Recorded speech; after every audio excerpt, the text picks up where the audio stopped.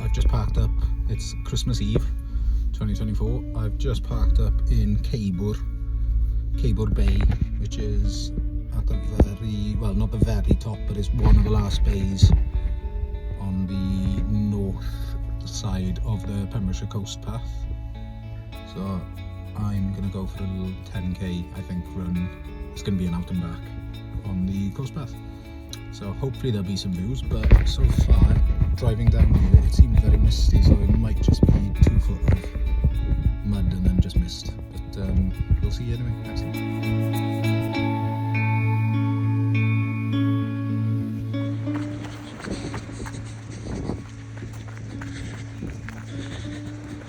There is actually a little bit of a view. It's incredibly muddy though, so I am going to have to be trying to concentrate on where I'm putting my foot. Although I've got the Innovate X-Talon speeds on, which I bloody love them. Or Mud Talon speeds actually, I think they are. Yeah, so this is Ceibwr Bay.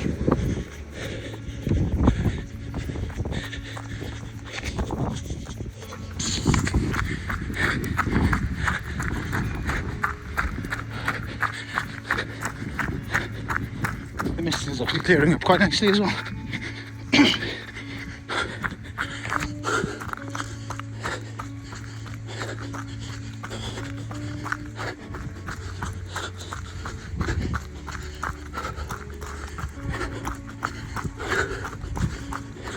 So I'm currently heading towards Newport, but so Trefdraeth,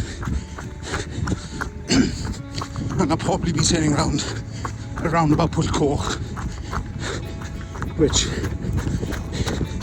is also known as Seal Bay, which was infamous about 40 years ago, as there was a fiberglass cave built into the bay for drug smuggling.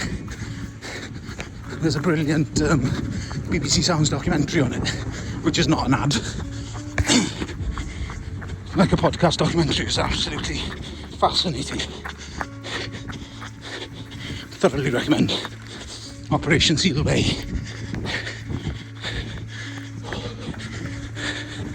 Anyway, nice slip.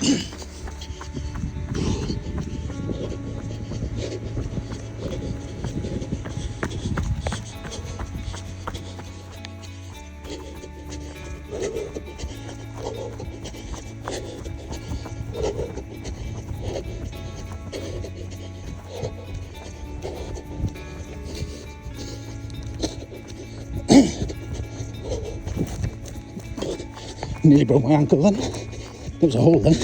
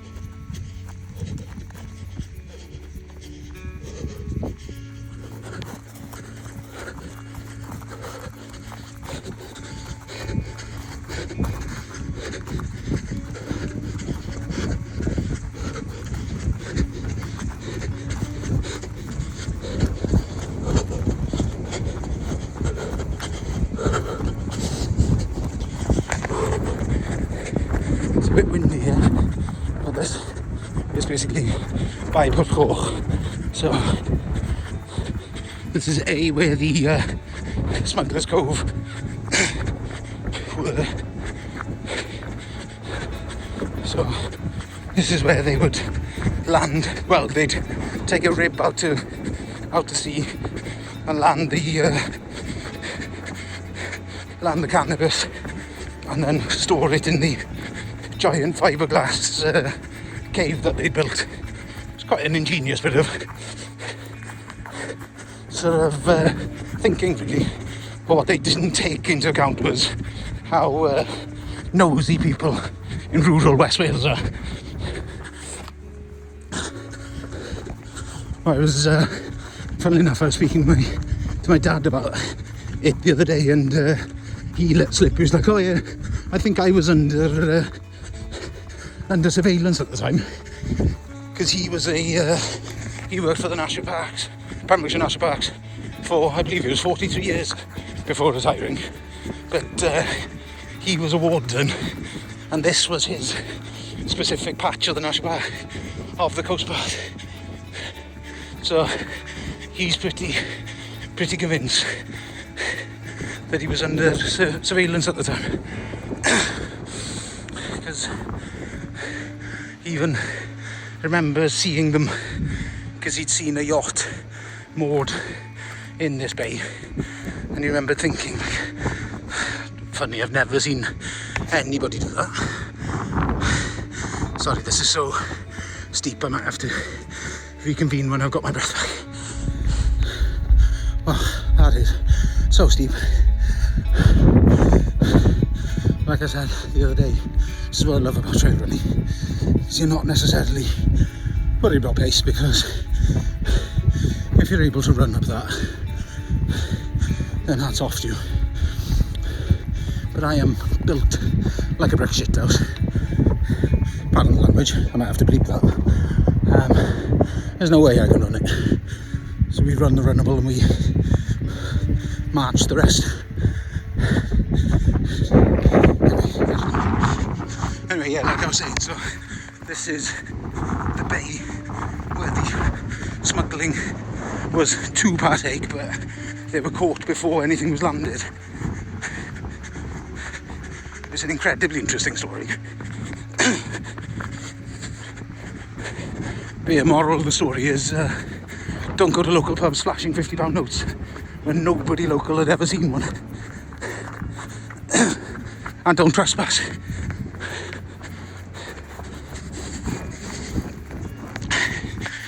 We've got it again. It's horribly steep again. Whoop. Nearly went ass over it. I'll come back.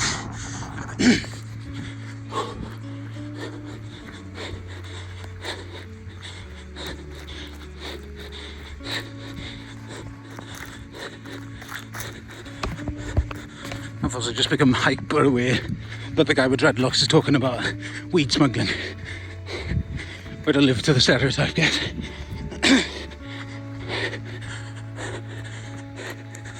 The sea mist is rolling in. It's weird, it doesn't feel like Christmas Eve at all, it's mild. Like I'm in a t-shirt. Shouldn't be in a t-shirt.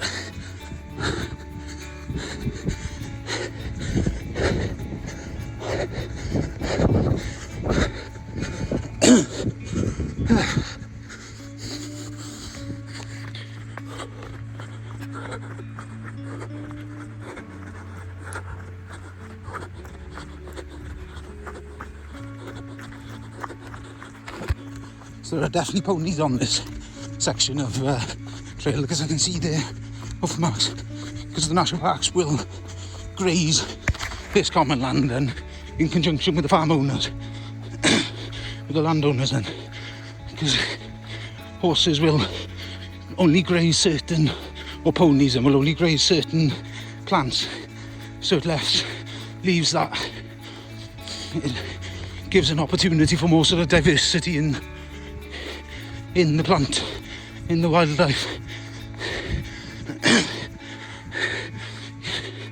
Can you tell that my dad worked for the National Parks and I'm basically just regurgitating things I've been indoctrinated with.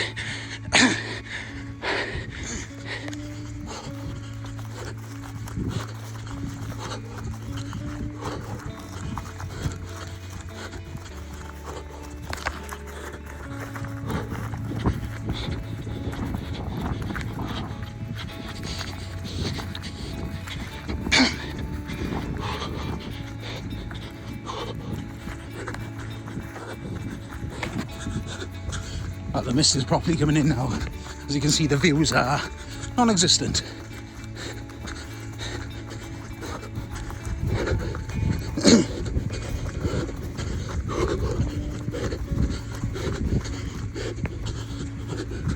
We're about a K and a half from where I'm going to turn back around and head back towards Ceibwr.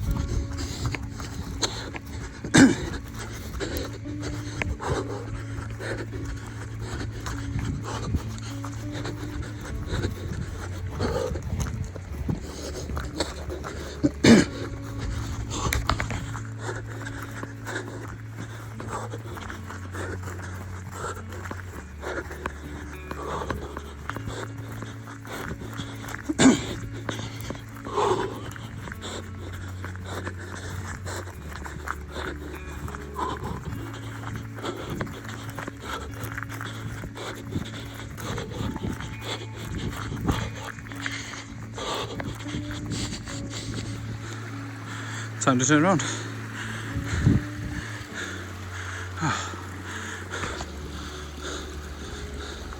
That view. It's weird because it's a rolling sea mist. It's stunning. I'm just having just an expansive turquoise, and it's a calm sea as well. Although heartbreaking was putting my running shoes on just now, I realised I've taken everything out of my car in terms of swimming, so that'll have to be done tomorrow on Christmas Day then, and Boxing Day, because I usually keep a spare pair of like swimming bottoms and a dry robe in there at all times, just in case, because I'm always heartbroken if I see somewhere I could have gone for a swim but didn't have my kit. Wow. That view though is out of this world.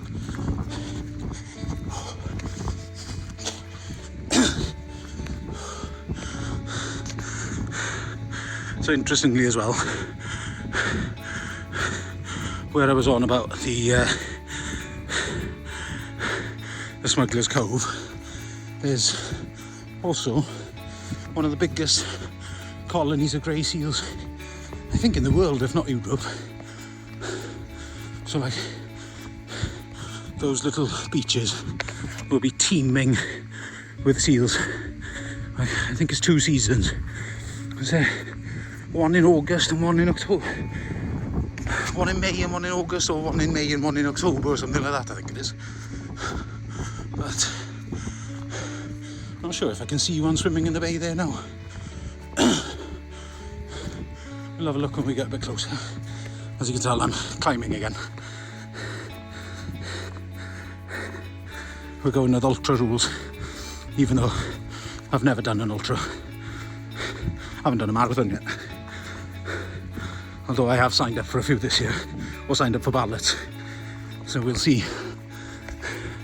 I might be horrifyingly out of death. Anyway, next step.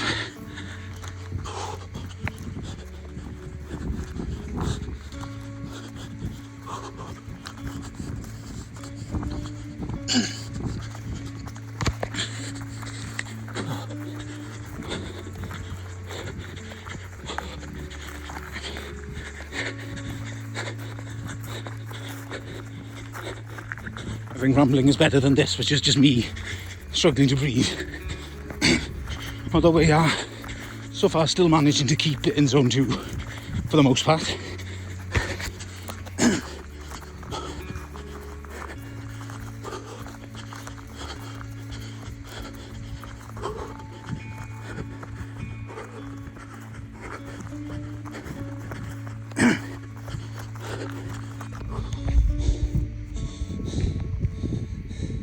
Well, they keep it light on Christmas Eve, innit?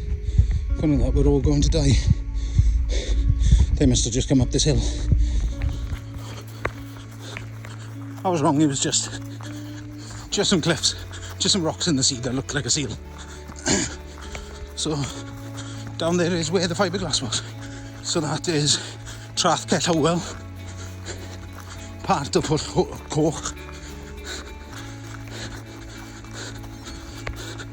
I'm completely enthralled by that sort of stuff because I grew up sort of being told, growing up on the Pembrokeshire coast, I grew up being told about sort of the golden age of piracy, because like a lot of the successful ones were not only Welsh but specifically Westphalian. And as long as you don't look into it too much, because they were still pirates. But there's like the anti-authoritarian side to it, and the idea of living at sea has always been alluring.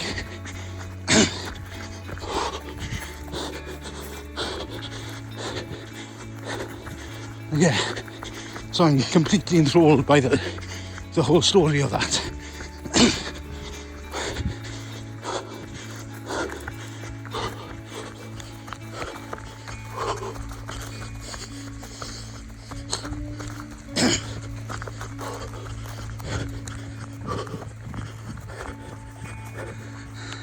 Ever feel like you're being watched? The ponies are up there. If I were to guess, she's probably got, or they've got some foals up there. So I would imagine that's the lookout, making sure that I don't go anywhere near. Which, it's fair enough, they are wild ponies. They have had issues with people trying to feed the ponies and spooking them to the point where they've fallen off the edge of the cliff, which is always sad. As you can tell, when my dad worked for the national parks, I spent many a weeknight and a weekend chasing after ponies that had escaped, or helping him move ponies, or trying to count because one was rumoured to be missing. I remember going once, I think we went all the way down to South Pembrokeshire, because somebody had phoned to say that one had died. And by the time we got there, they were all present and correct. So clearly one was just having a sleep. But yeah, all part of the fun, I suppose.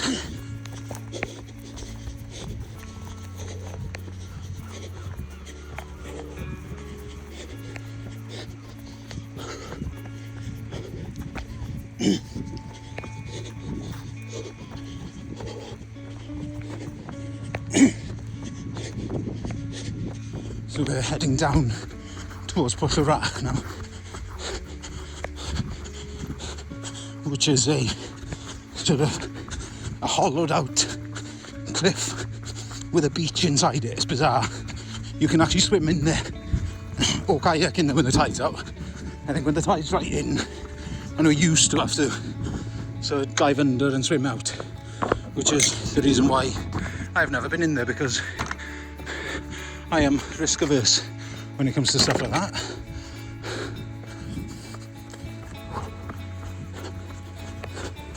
But yeah, so as you can see the steps there,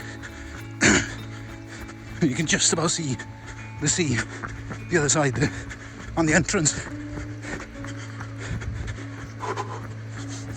which I will walk down this hill because again we're risk averse. So there's the entrance to the cave then.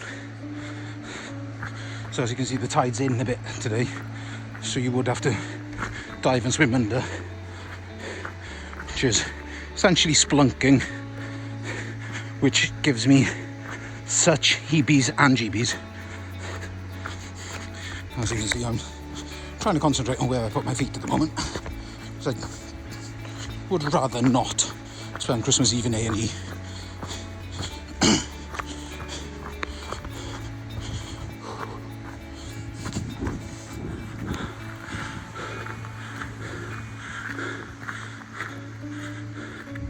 So here's Trefdraeth.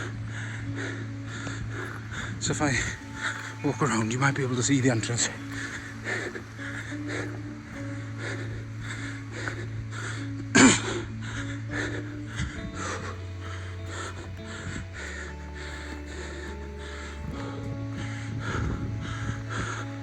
So you go in through there then,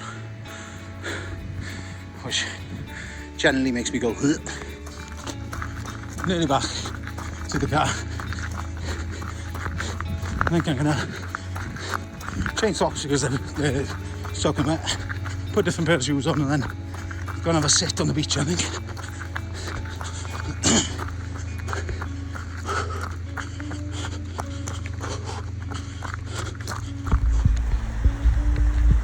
This is Ceibwr Beach, where I've decided to put on my barefoot shoes, and I think I'm just going to have a sit here for a bit, and then probably be too cold, and then I'll be shivering in the car, because I have sweated buckets on that run.